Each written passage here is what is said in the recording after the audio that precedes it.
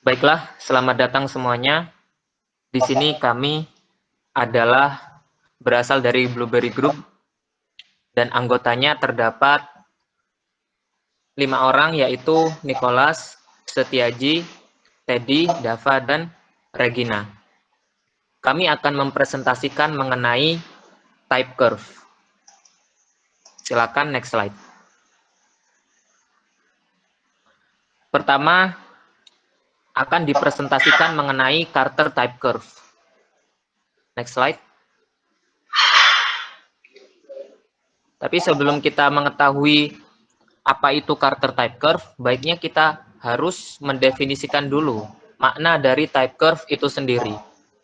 Nah, seperti teman-teman bisa lihat, di sini ada satu grafik yang dia itu melibatkan plotting antara dimensionless rate dan dimensionless time. Nah, berarti di sini kita bisa tahu bahwa type curve adalah satu plotting tools yang berguna untuk memprediksikan kinerja reservoir ke depannya. Kurva tadi itu merupakan representasi grafik daripada solusi teoritis untuk persamaan aliran di reservoir. Pada umumnya, grafik ini itu ditunjukkan dengan plotting tadi, selain menggunakan dimensionless rate, juga bisa dengan pressure dimensionless. Kemudian dipasangkan dengan time dimensionless. Seperti itu. Silakan next. Oke. Salah satu kurva atau type curve yang terkenal adalah type curve-nya Fedkovich. Di sini kita bisa tahu bahwa Fedkovich memetakan antara Q dimensionless versus time dimensionless.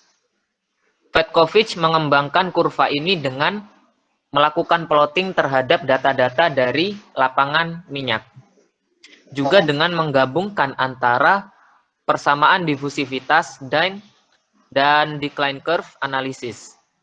Sebagaimana kita ketahui bahwa decline curve merupakan satu kurva yang dikembangkan untuk lapangan gas dan dikembangkan oleh seorang legenda perminyakan namanya Arps. Tapi kemudian Fedkovich type curve itu menjadi masalah karena ketika dia dikembangkan di lapangan minyak, dia mengabaikan parameter untuk lapangan gas, sehingga ketika kurva ini diterapkan di lapangan gas justru tidak cocok begitu. Salah satu parameter yang diabaikan adalah pressure loss. Silakan next. Oke, karena itu kita mengkoreksi daripada kurvanya Fedkovich. Di sini Carter pada tahun 1985 mengajukan melalui papernya, yaitu kurva yang bentuknya seperti terlihat di PPT tersebut. Carter memetakan antara Q dimensionless dan T dimensionless, masih sama. Di sini Carter kemudian mempertimbangkan ada dua area yang nanti kita harus consider. Pertama adalah area infinite acting region, atau area di mana alirannya belum stabil. Jadi dia masih berupa aliran transient. Kalau teman-teman lihat di situ, di bagian infinite acting region, yang pertama ada kurva infinite acting linear flow yang paling atas, warna merah. Itu karena hydraulic fracturing.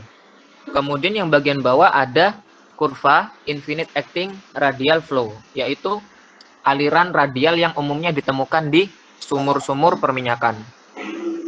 Kemudian ada juga kurva yang lengkung, itu ketika dia sudah mencapai boundary dominated atau alirannya sudah pseudo steady state, artinya lebih stabil.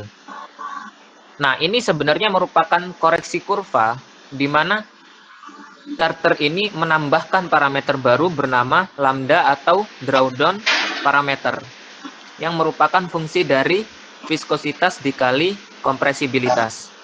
Karena kita ketahui bahwa keadaan di reservoir tekanannya berubah-ubah, maka viskositas dan kompresibilitasnya juga berubah. Ini akhirnya bisa applicable juga selain di lapangan minyak, juga di lapangan gas. Kemudian charter sendiri juga mengintroduce parameter berupa flow geometry. Karena itu ada garis-garis yang berbeda di dalam kurva tersebut. Itu tergantung flow geometrinya. Dan di sini kurva charter bisa digunakan untuk menemukan original gas in place pada tekanan tertentu. Ya, silakan next.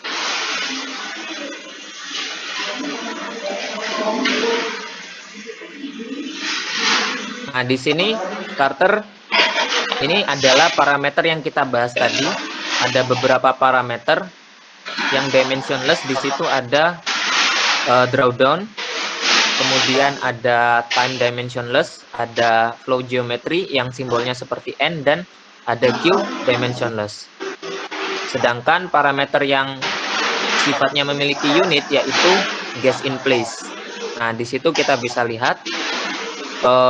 Kemudian kita perlu juga perhatikan bahwa ketika kita membicarakan time dimensionless dan flow geometry juga Q dimensionless, itu ada koefisiennya.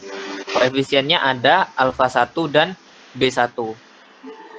Nah, alpha 1 dan B1 ini nanti memiliki aturan tersendiri yang nanti ada kaitannya dengan R besar. R besar di situ kalau teman-teman bisa lihat adalah perbandingan antara RE dibagi dengan RW atau radius reservoir dibagi radius wellbore. Silakan lanjut. Oke, ini adalah koreksi untuk nilai koefisien. Ketika dia R besarnya lebih besar dari 30, artinya radius reservoirnya besar, maka alfa satunya dan B satunya itu bisa dicari dengan rumus yang tertera di situ. Dan flow geometrinya otomatis dia akan mendekati 1. Kemudian yang kedua, apabila nilai R besarnya itu mendekati 1, artinya batas reservoirnya tidak terlalu jauh dari wellbore-nya, maka secara otomatis kita ketahui bahwa alirannya itu bersifat linear. Nah, ketika alirannya bersifat linear, maka koefisien alfa satunya itu bernilai pi per 2 dan koefisien B satunya bernilai 2. Dan ini untuk flow geometrinya bernilai 1,234. Jadi seperti itu ya. Rentangnya mulai dari 1 sampai 1,234 untuk flow geometri yang nanti dipetakan. Next.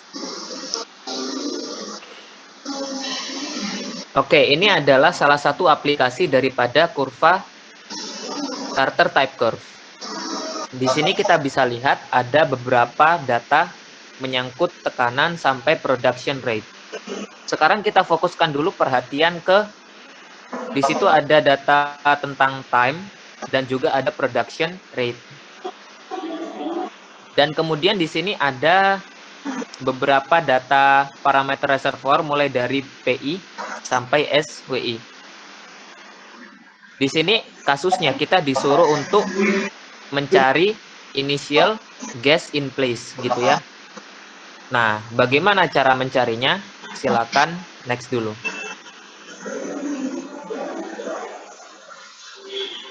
Oke, pertama kita perlu untuk menghitung nilai drawdown parameter. Tapi karena tadi kita sudah mendapatkan bahwa nilai drawdown-nya sebesar 0,55, maka dia tinggal plug-in number saja. Tapi kalau belum didapatkan, maka penghitungannya rumusnya seperti tertera pada slide tersebut. Jadi silakan next.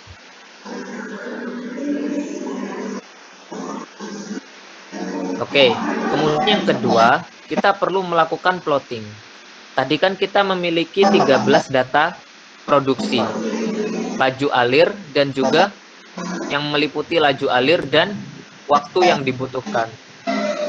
Nah, data tersebut nanti harus konversi dulu ke dalam bentuk Q dimensionless dan T dimensionless. Setelah selesai, kemudian dilakukan plotting seperti tertera pada gambar, di mana plottingnya itu berupa scatter plot, yaitu titik-titik. Nah, titik-titik ini nanti akan disesuaikan nilainya dengan Carter type curve.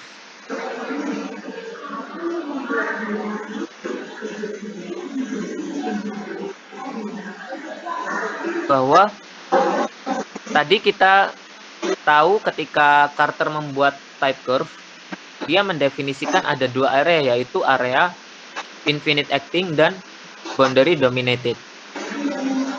Nah, kita perlu tahu daerah yang stabil itu adalah daerah yang pertama kali titiknya itu memasuki boundary dominated atau sudah pseudo steady state. Nah, maka dari itu kita perlu mendefinisikan namanya match point atau MP. Nah, di sini match point-nya seperti kita lihat itu ada ditandai dengan lingkaran merah. Nah, jadi lingkaran merah di situ itu adalah data untuk match point, di mana nanti kalau kita memakai data tersebut, kita bisa mendapatkan key-nya sebesar 1 mmSCF per day. Key-nya ini didapat nanti ketika teman-teman pertama kali mendapatkan itu ya. Jadi melalui kurva tersebut kita tahu dulu bahwa key day-nya sama dengan 0,605. Terus kemudian time dimensionless-nya sebesar 1,1. Nah, nilai Q dimensionless beserta parameter lain itu dimasukkan untuk mendapatkan Q match point. Terus kemudian nilai time dimensionless yang sebesar 1,1 itu dimasukkan juga ke rumus bersama parameter lain untuk mendapatkan nilai time match point. Dan kemudian di sini untuk flow geometry kita tinggal cocokkan saja garisnya mengarah kemana, dan nanti kita bisa ketahui bahwa ternyata besar geometrinya atau flow geometrinya sebesar 1,045. Ya, kita next dulu. Oke, kemudian lakukan penghitungan untuk initial gas in place seperti ini. Nah, jadi itu rumus yang awal tadi kita sudah definisikan bersama. Nah, kemudian kita cari dulu ada delta G. Delta G-nya itu sama dengan Q dikali T dikali flow geometry dibagi lambda kali Q dimensionless dan dimensionless. Semua parameter itu sudah dapatkan tadi, tinggal in number saja. Dan dapatkan delta G-nya atau perbedaan gas in place-nya sebesar 2860 mm SCF. Kemudian untuk gas inisialnya nanti kita bisa kalikan di situ ada rumusnya, yaitu P per Z inisial dibagi dengan P per Z inisial dikurangi P per Z waktu dia ada di well flow. Kemudian dikali dengan delta G yang sudah kita dapat, plug in number saja, hasilnya sebesar 3176 mm SCF. Itu untuk initial gas in place. Nah, jadi itu adalah pemaparan terkait Carter type curve. Selanjutnya kita ke type curve yang berikutnya. Oke, bahasan kita selanjutnya adalah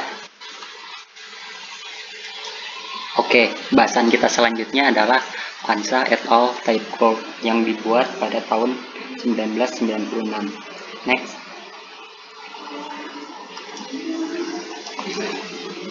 Yang pertama yang akan kita bahas adalah latar belakang dari tipe kurvanya sendiri. Pada tahun 1981, Carter mengembangkan tipe kurva baru yang digunakan untuk menganalisa data flow rate dari sumber gas. Dia pada waktu itu memahami bahwa perubahan sifat fluida terhadap tekanan akan berdampak signifikan pada prediksi reservoir selama deflasi. Sifat fluida yang mengalami perubahan itu adalah viskositas dan kompresibilitas gas, di mana sebelumnya variabel ini malah diabaikan oleh Fedkovic. Karena parameter viskositas dan kompresibilitas gas ini yang berubah, Carter membuat parameter baru yang dilambangkan oleh lambda untuk mempresentasikan perilaku viskositas gas dan kompresibilitas gas versus tekanan per jet faktor selama deflasi. Akan tetapi, Ansa, Blasingame, dan Knowles melakukan pendekatan baru. Mereka mengganti parameter konstan lambda yang digunakan Carter sebelumnya dan menggantinya dengan dimensionless pressure. Pendekatan ini menghasilkan bentuk pressure per jet faktor kuadrat dari stabilizer flow equation yang memberikan bentuk aljabar yang tepat untuk menggabungkan stabilizer flow equation ini secara langsung dengan gas material balance equation untuk menghasilkan persamaan, yaitu explicit rate-time equation.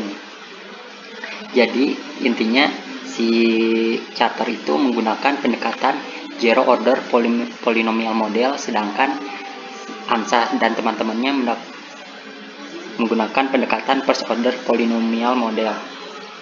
Next, bahasan kita selanjutnya adalah penurunan singkat rumus yang dibuat oleh ANSA dan teman-temannya. Seperti yang sudah dibahas pada latar belakang tadi, ANSA dan teman-temannya melakukan pendekatan dengan mengganti lambda dengan pseudo pressure atau dimensionless pressure sebagai cara untuk memasangkan bentuk pseudo pressure dari stabilizer flow equation dengan gas material balance equation. Untuk kedua persamaan itu dapat dilihat bentuknya adalah seperti ini. Oke, next. Pada persamaan stabilizer flow equation ini, mereka mensubstitusikan persamaan pseudo pressure yang dilambangkan PP sehingga menghasilkan persamaan baru yang berada di kanan atas. Kemudian pada persamaan baru ini mereka mensubstitusikan persamaan productivity index setelah persamaan yang di kanan atas ini dilakukan integral dan perhitungan lainnya, yang kemudian menghasilkan persamaan baru yang mereka namai the fundamental form of stabilizer flow equation yang di kiri bawah. Oke, next. Dan ini penurunan untuk beberapa rumus inti yang digunakan untuk plot di tipe kurvanya. Untuk penurunan rumusnya dimulai dari mengubah lambda dari persamaan yang dibuat Carter menjadi fungsi dimensionless pressure. Dari asumsi ini kemudian ANSA dan teman-temannya mendapat sebuah persamaan seperti yang di atas tengah. Nah, dari persamaan yang di atas tengah ini kemudian dilakukan perhitungan seperti integral dan lainnya, didapatkan sebuah rumus dimensionless pressure yang dibuat mereka. Dari persamaan dimensionless pressure ini kita bisa menentukan dimensionless kumulatif produksi melalui persamaan PD sama dengan 1 min GPD. Dari rumus dimensionless kumulatif produksi kemudian terbentuklah sebuah rumus yang mereka namai the new rate-time equation yang dilambangkan dengan QDD. Dan ketiga rumus ini QDD, GPD, dan PD digunakan untuk tipe kurva mereka. Next. Nah, kita masuk ke contoh soal. Di sini terdapat sebuah sumur gas A di West Virginia. Sumur ini memiliki properties reservoir, fluid properties, dan production data seperti yang tertera di sini.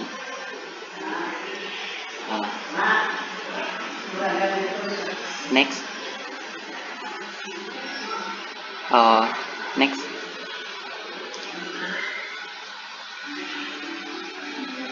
Tadi ya seperti yang terlihat untuk data yang berbentuk tabel tidak ada, tapi data langsung yang ada sudah diplot pada kurva.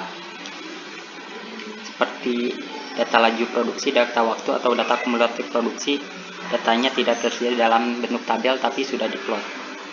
Di sini terdapat dua kurva. Kurva yang kiri adalah kurva yang dibuat oleh ANSA dan teman-temannya dengan melakukan pendekatan first order polynomial. Dan yang kanan adalah tipe kurva dengan pendekatan general polynomial yang digunakan untuk membandingkan hasil pekerjaan mereka dengan data yang pernah dihitung sebelumnya. Kita dapat melihat terdapat kecocokan pada setiap data pada kurva. Jadi Di sini plotting yang ada di grafik kiri dan kanan hampir mirip. Hal itu menggambarkan kesesuaian yang sangat baik dari tipe kurva yang dibuat Ansah dan teman-temannya. Dari kurva yang dibuat Ansah dan teman-temannya, dilakukanlah sebuah match antara kurva data, lapangan, dan tipe kurva buatan mereka. Ke slide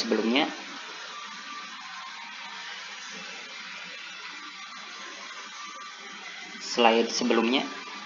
Nah, di sini didapatkanlah sebuah matching parameter, yaitu QDD dan TDD. Dari kedua yang QDD TDD ini digunakan untuk menghitung 3 parameter match point selanjutnya. Oke, next. Nah, dari kelima data match point tadi, kita dapat menentukan productivity index, original oil in place, reservoir area, permeabilitas, dan skin factor. Kelima parameter ini bisa ditentukan melalui sebuah perhitungan. Untuk demonstrasi perhitungannya bisa dilihat pada paper referensi yang saya gunakan. Oke, next.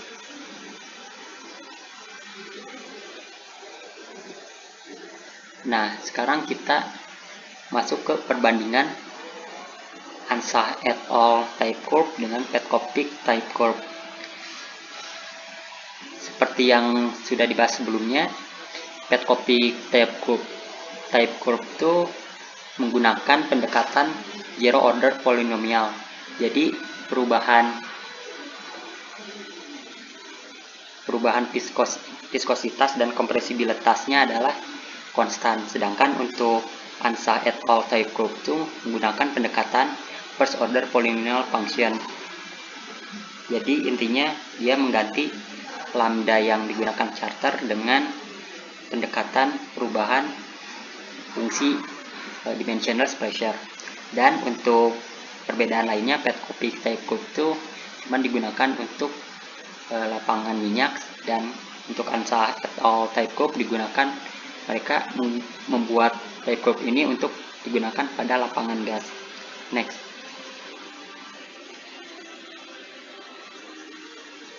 Nah, ini dapat dilihat perbandingan kedua type curve karena mereka menggunakan persamaan yang berbeda untuk Q dimensionless decline sama time dimensionless decline. Jadi dapat dilihat terdapat perbedaan pada kedua kurvanya. Oke, next.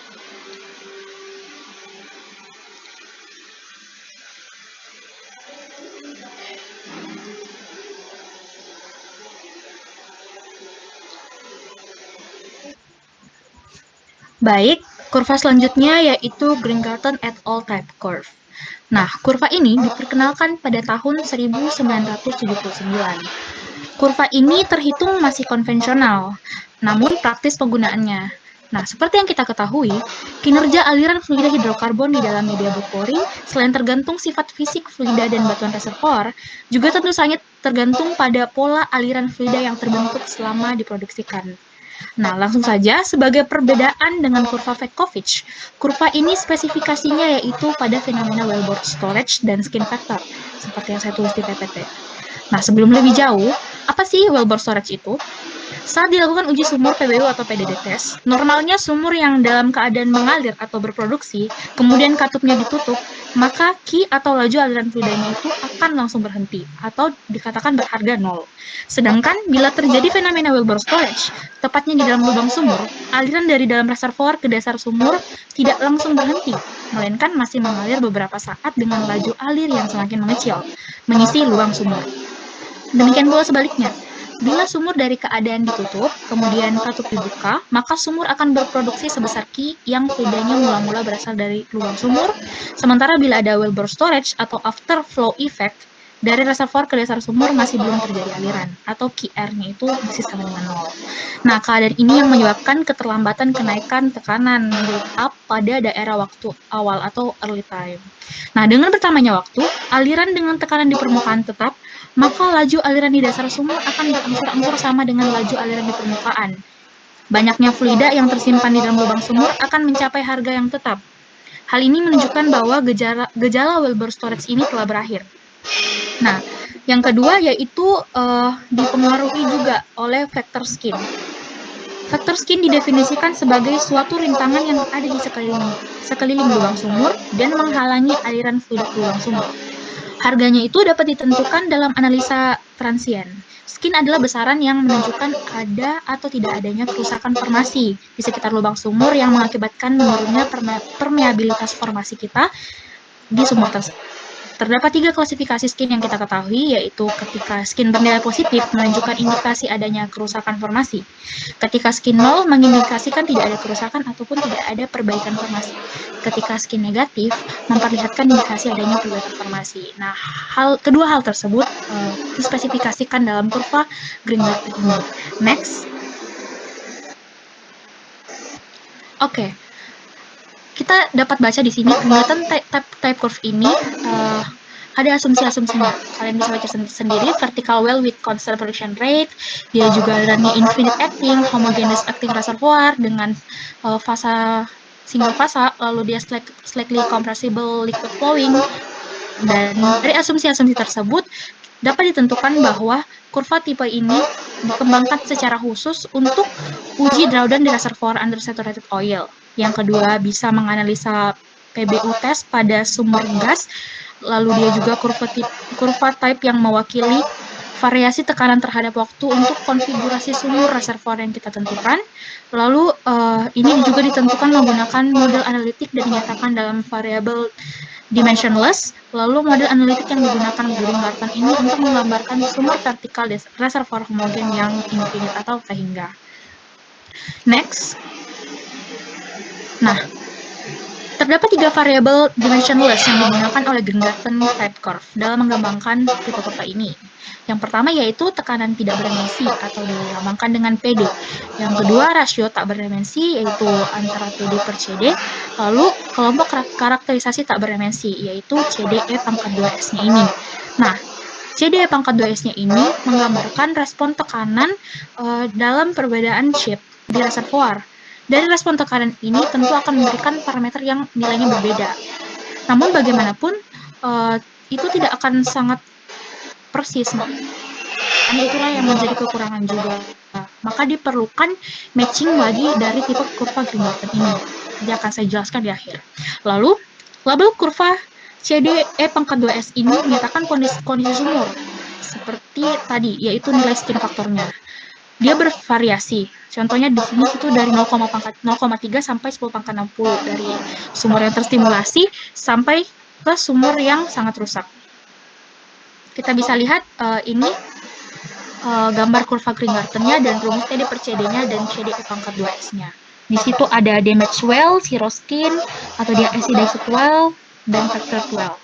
Next. Oke, berikut saya akan memberitahukan langkah-langkah dalam menggunakan kurva Greenberg. Yang pertama, kita itu mempunyai data, tentu saja data lapangan, persebaran delta P dan delta T. Perubahan delta P terhadap waktu. Nah, misalnya kita mau tentukan berapa sih PD dan nilai TD per CD yang titik yang kita tanyakan itu. Yang pertama itu kita plot dulu, pilih satu titik delta P per delta T pada kurva ini, yang di figure 1. Lalu data plot log delta P versus delta T itu kita tumpang tindihkan pada type curve PD versus TD per CD, yaitu kurva Greenberg kita. Lalu, dengan pencocokan tersebut kita dapat memperoleh nilai CDE pangkat 2S-nya. Nah, bagaimana caranya? Kita next.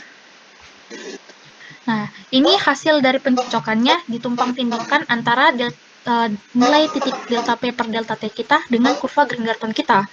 Jadi kita bisa nanti tarik ke kiri, dari titik yang biru itu, dia akan melihat berapa sih nilai PD-nya, yang lalu kita tarik ke bawah, dia akan kita lihat berapa nilai TD per CD-nya, di situ kita bisa melihat dia itu berada di kelengkungan mana pada kurva Green-Garten kita. Jadi kita bisa mengetahui CDE pangkat 2S itu berapa. Lanjut, yang keempat, langkah keempat yaitu kita bisa menentukan pressure match-nya. Pressure match-nya ini kita dapat dari nilai PD dan delta P. Lalu yang kelima kita tentukan nilai KH. Yang keenam kita dapat tentukan time match kita untuk menentukan coefficient Wilbur storage.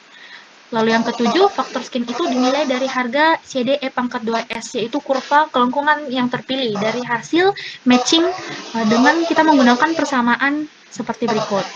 S sama dengan 0,5 dan CDE pangkat 2S match per CD.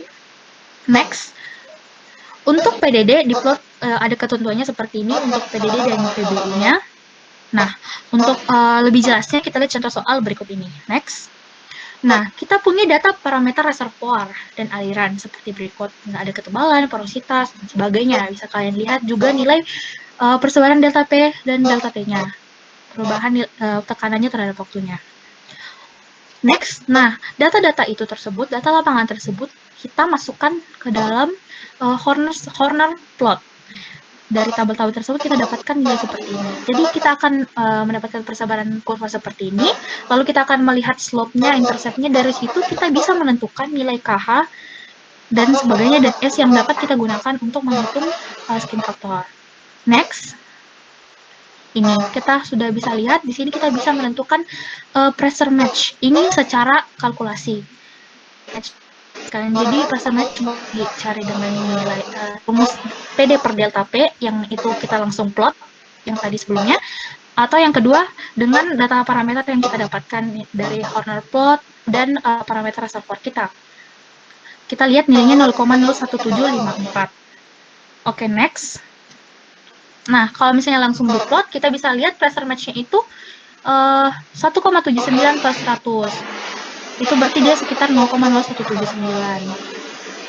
Next, nah ini kita bisa lihat hasilnya seperti ini.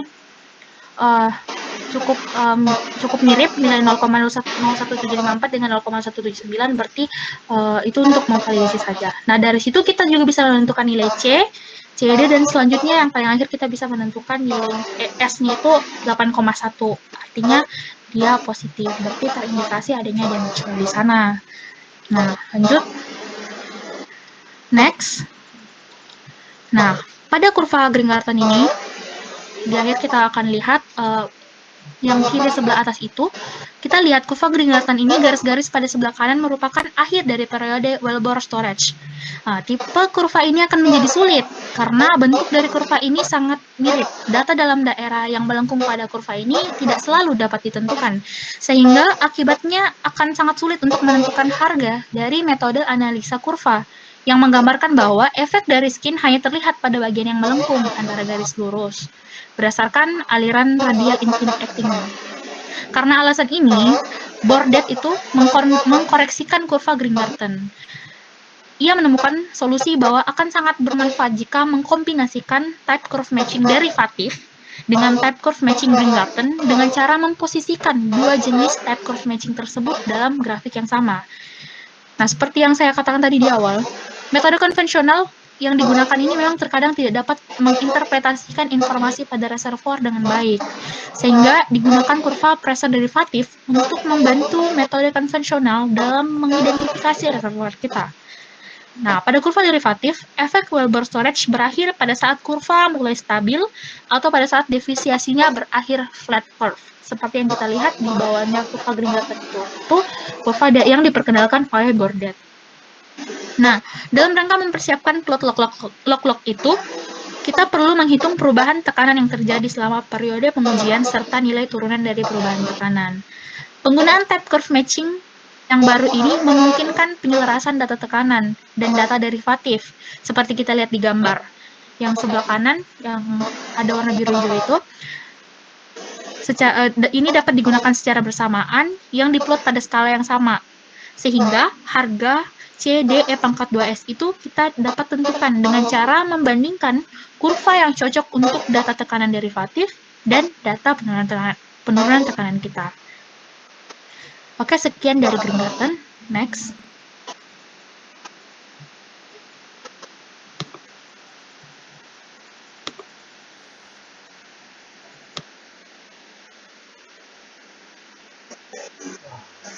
untuk type sebenarnya itu Matar dan Anderson yang dikeluarkan pada tahun 2003. Nah, metode keseimbangan material mengalir merupakan teknik baru yang dilakukan pengamatan pergerakan gas rigid. Metodenya seperti yang dikeluarkan oleh Matar dan Anderson pada 2003. Menggunakan konsep laju dan material yang digunakan itu menggunakan waktu penuh untuk membuat plot linear sederhana yang mengekstrapolasi menjadi fluida di tempat. Metode tersebut menggunakan data produksi yang tersedia dengan cara yang serupa dengan pengangkat Palacio dan Glassing. Nah, pada Matar Anderson Puxas ini, dia ada menggunakan dua, yaitu yang pertama yaitu flowing material balance. Maksudnya konstan di sini yaitu laju alirannya. Perintah material balance untuk menunjukkan tempat minyak berdasarkan pada perbandingan tekanan reservoir statis sebagai fungsi kumulatif. Ini menunjukkan sumur saat ini untuk menunjukkan tekanan reservoir rata-rata. Diperlihatkan materi tersebut, perhitungan cepat dilakukan tanpa menutup sumur. Metode ini disebut flowing material balance. Sementara metode ini telah terbukti sangat baik didapat pada laju aliran yang konstan dan gagal ketika laju aliran bervariasi. Maksudnya proses tadi dia akan gagal pada saat ada laju aliran yang bervariasi. Yang kedua yaitu dynamic material balance atau tidak konstan. Dynamic material balance ini adalah prosedur yang mengubah tekanan yang mengalir pada suatu titik waktu menjadi tekanan reservoir rata-rata yang ada di reservoir pada saat itu. Setelah itu dilakukan perhitungan berat material statis menjadi dapat diterapkan dan material konvensional plot keseimbangan dapat dibuat. Prosedurnya grafis sangat mudah. Pertama itu mengetahui laju aliran dan permukaan pasir yang mengalir di setiap waktu tertentu. Tekanan aliran yang diukur menjadikan tekanan rata-rata yang ada di reservoir. Yang kedua yaitu untuk menghitung minyak dan gas dengan metode tradisional dengan tekanan reservoir rata-rata yang dihitung dan solusi kumulatif yang sesuai. Nah, pada flowing material balance itu dapat kita lihat ya pada grafik yang pertama seperti yang sudah kita pelajari pada saat request yang pertama. Untuk menghitung caranya yaitu kita pertama harus menghitung P per Z versus kumulatif production atau nilai G-nya. Nah, pada saat flowing material balance ini dapat kita lihat pada garis yang pendek dan nah, pada saat kita ngeplot untuk menentukan berapakah nilai kita harus menentukan nilai PI per ZI-nya. Setelah kita dapat menemukan nilai PI per ZI-nya, kita hanya menarik garis dari persamaan yang pertama tadi jajar dengan PI yang kita dapatkan tadi.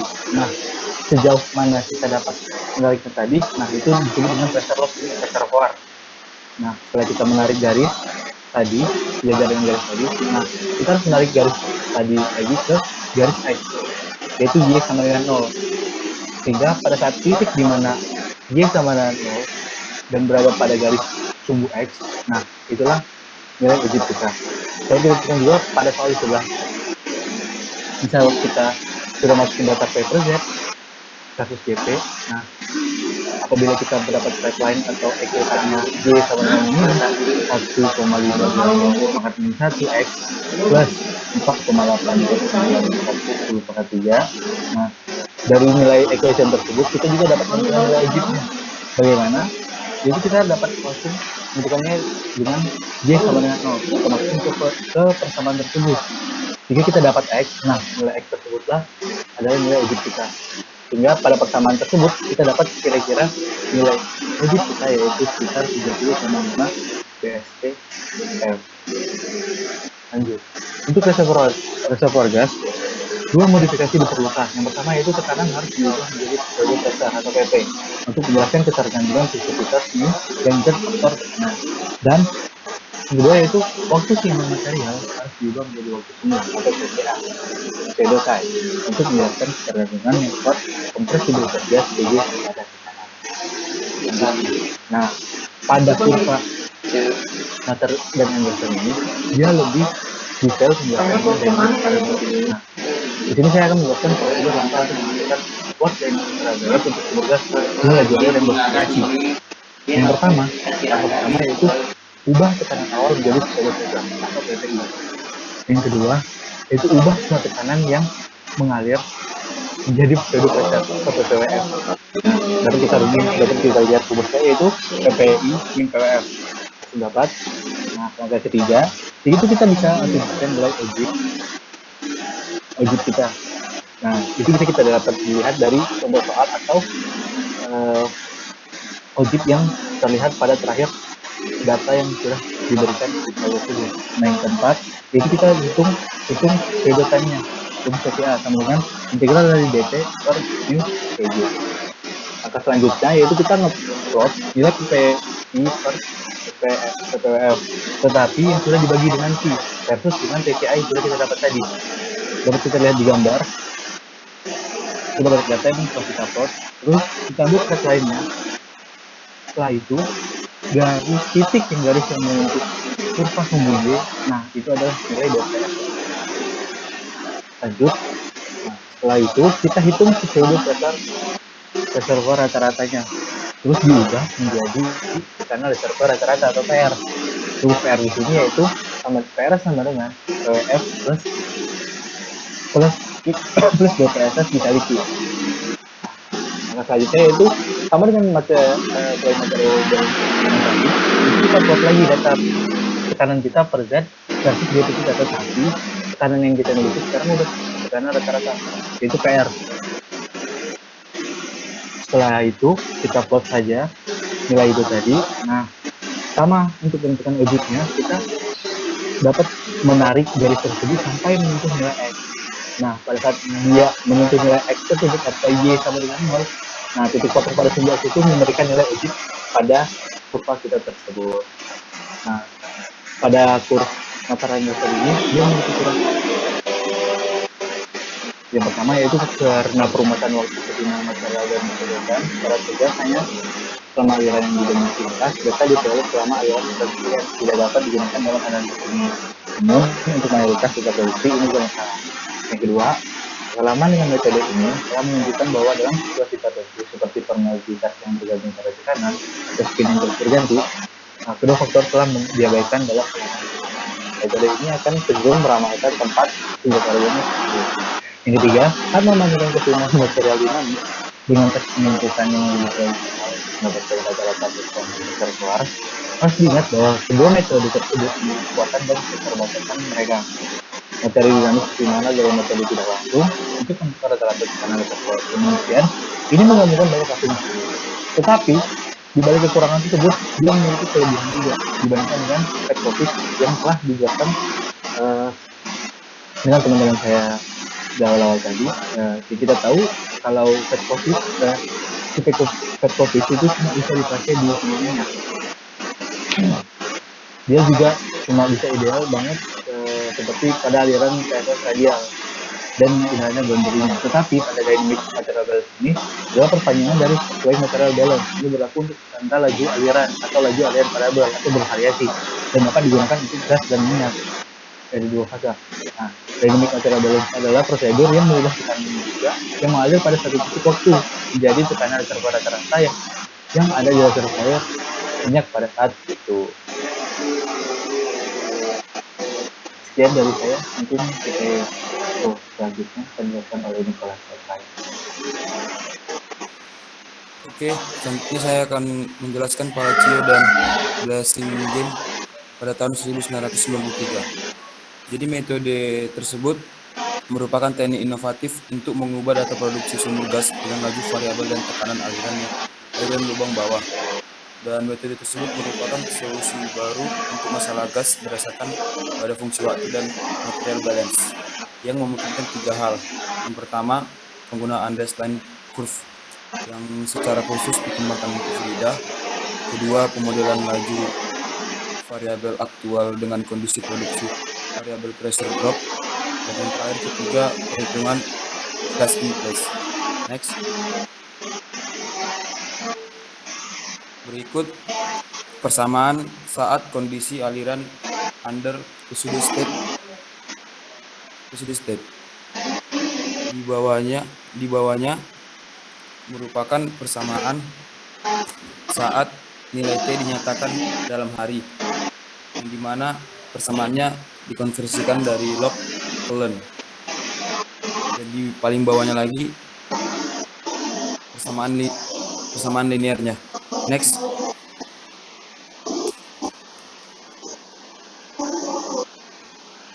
Di persamaan yang paling atas merupakan persamaan ketika delta P per Q versus T diplot pada skala Cartesian dan didapat garis lurus untuk interceptnya. Begitu juga dengan slope-nya atau M. Bawahnya untuk sistem aliran gas pada saat kondisi produksinya di bawah posisi steady state. Begitu juga dengan di sampingnya persamaan linearnya. Next.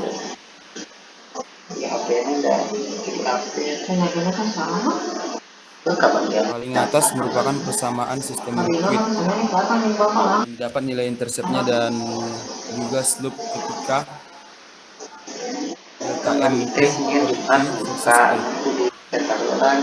Di bawahnya merupakan persamaan hubungan antara persamaan produksi gas dengan fluida. Next.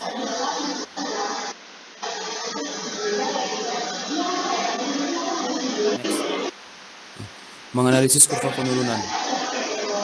Menganalisis kurva penurunan memiliki 3 elemen. Yang pertama material balance relation, yang kedua pseudo steady state equation, yang ketiga normalized material balance time function. Begitu juga dengan persamaannya di persamaan yang paling atas. Di bawahnya persamaan saat dimana nilai MP adalah normalized pressure adalah normalized specific pressure. Next.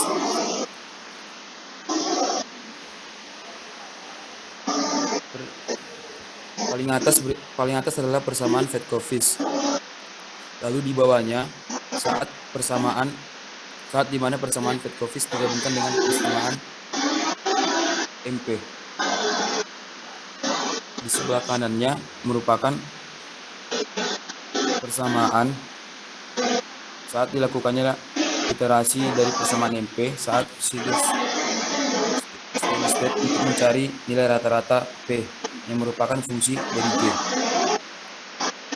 Next.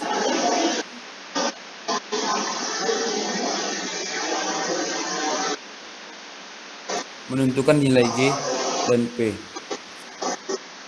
Step pertamanya membuat tabel seperti yang ada di step 1. Tabel di step 1. Dengan memasukkan data P, Z, mu, P per Z, dan P per Z mu. Lalu selanjutnya step kedua, diplot P per Z mu versus P dengan skala Cartesian dan ditentukan nilai area di bawah kurva untuk menentukan nilai P dengan menggunakan persamaan yang ada di step 2. Bisa juga dilakukan dengan perhitungan cara lain berupa tabel yang ada seperti yang ada di tabel step 2. Next. Lalu selanjutnya step 3 dibuat plot antara MP dan P per Z versus P pada skala Cartesian. Lalu selanjutnya step 4 diasumsikan nilai initial gas in place. Lalu step 5-nya dihitung P per Z dari persamaan material balance gas untuk setiap data produksi dari GP dan T menggunakan persamaan yang ada di step 5.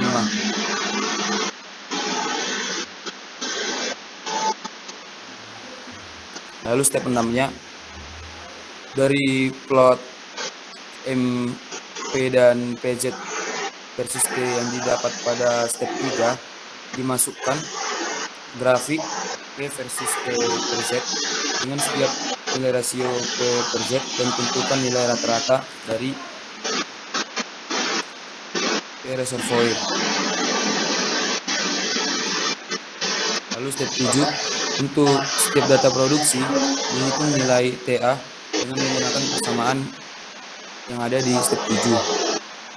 Bisa juga dilakukan dengan perhitungan lain seperti dengan menggunakan tabel yang ada di step 7. Slide. Next. Step 8, diplot persamaan yang ada di step 8 dengan TA pada kartesian, lalu tentukan stopnya atau nilai M. Lalu step 9, dihitung kembali nilai initial gas in place dengan menggunakan nilai slope atau M yang didapat dari step 8 dengan menggunakan persamaan yang ada di step 9. Step 10-nya, nilai G yang didapat pada step 9, nilai G yang telah didapat pada step 9 digunakan untuk iterasi selanjutnya. Lalu dilakukan kembali percobaan berulang dimulai dari step 5 sampai didapat nilai G-nya. Next.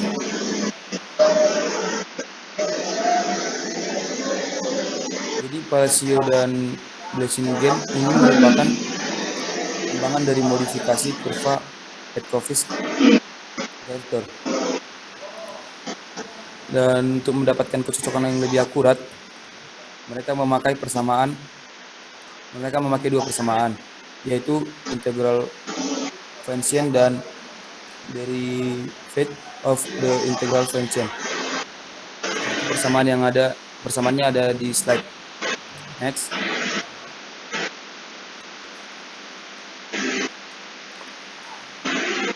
Menganalisis data produksi gas. Menganalisis data produksi gas ada beberapa step. Yang pertama yaitu step pertama, dihitung nilai G yang didapat dari perhitungan sebelumnya, atau step yang baru tadi saya jelaskan, ada 10 step. Lalu step keduanya, dibuat tabel seperti yang ada di tabel step 2, lalu diplot QG per MPI kurang MP terhadap TA pada skala kartesian. Lalu step 3-nya, menggunakan data produksi sumur yang ada pada step 2, lalu dihitung persamaannya sebagai fungsi TA dengan menggunakan persamaan yang ada di step 3. Next.